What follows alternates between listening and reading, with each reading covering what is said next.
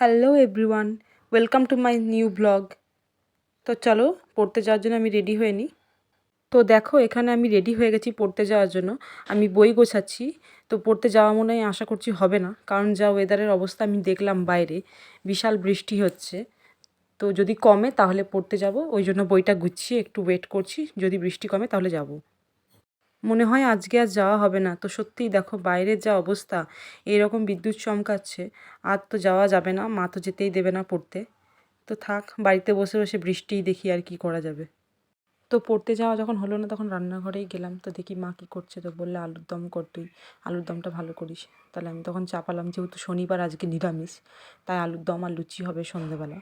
তাই বেশি কিছু মশলা এটার মধ্যে লাগলো না, দেখো শুধু হলুদ গুঁড়ো, জিরে গুঁড়ো, লঙ্কা গুঁড়ো, নুন টুন দিয়ে ভালো করে কষিয়ে নিলাম। কষাতে থাকবো এখন।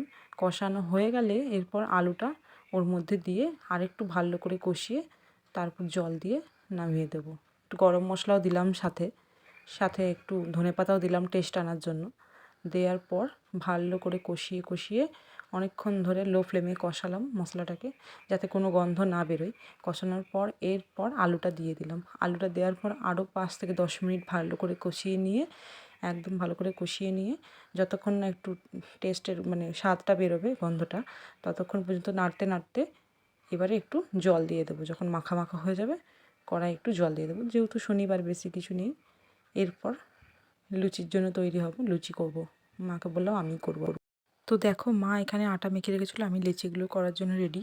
আমি লেচি করছি কারণ আমার এগুলো খুবই ভালো লাগে, আর বৃষ্টি বৃষ্টি ওয়েদারে বসে বসে লুচি করতে তো আমার খুবই ভালো লাগে, আর খেতেও খুব ভালো লাগে লুচি আলুর দম। তো প্রত্যেক শনিবারই প্রায় এই রান্নাটা করা হয় আমাদের, যেহেতু নিরামিষ, আর খেতেও খুব ভালো লাগে, আমরা খেতে খুব ভালোবাসি তাই জন্য। আর তোমাদের কীরকম লাগে অবশ্যই জানিও কিন্তু।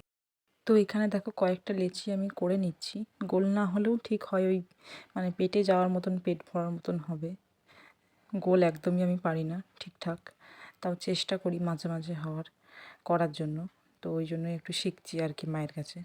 তো দেখো এখানে আমি একটা লেচি করে নিলাম, লুচি। তো দেখো এখানে তেলটা গরম হয়ে গেলে আমি লুচিটা দিয়ে দিই। লুচি ছাকতে আমার খুবই ভালো লাগে, তাই লাল লাল করে একটুখানি করে নিলাম। আর মা পাশে দাঁড়িয়ে আছে আমার, দেখছে যে আমি পারছি কি না, যদি গরম তেল লেগে যায় হাতের মধ্যে, ওই জন্য। তো বেশ কয়েকটা লুচি আমি এরকমভাবে হালকা করে করেই নিলাম, যে মজা লাগছিলো বেশ করতে। আর আমি একটু বেশ ভালোই বাসি এই ছাকার কাজটা করতে, তাই মায়ের কাছ থেকে নিয়েই নিই ছানটাটা করার জন্য, যে না আমি একটু করি, চেষ্টা করি হচ্ছে কি না। তো এই দেখো লুচিগুলো আমি বেশ কয়েকটা করে নিলাম লাল লাল করে ভেজে।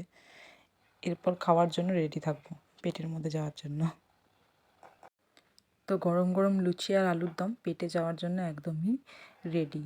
তো খেতে তো খুব সুন্দর হয়েছিল আমার মনে হচ্ছে, যেহেতু আমি নিজে করেছি আলুর দমটা, তাই বাকিদের অবশ্য ভালোই লাগবে। তো আজকের জন্য এতটুকুই, দেখা হবে একটি পরবর্তী ভিডিওতে। ততক্ষণের জন্য ভিডিওটি লাইক করে দিও, টাটা।